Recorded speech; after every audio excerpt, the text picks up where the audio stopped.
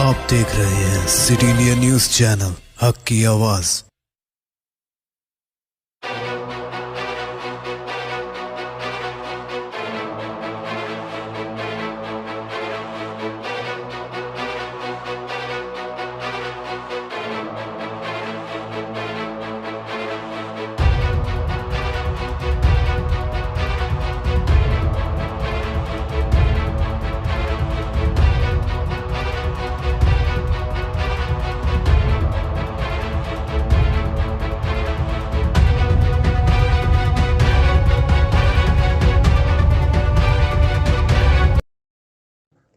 कल शब श्रीसलम जखीरा के तेलंगाना जेनिको के हाइड्रल पावर प्लांट में तकनीकी खराबी की वजह से धमाके के साथ अचानक आग लग गई।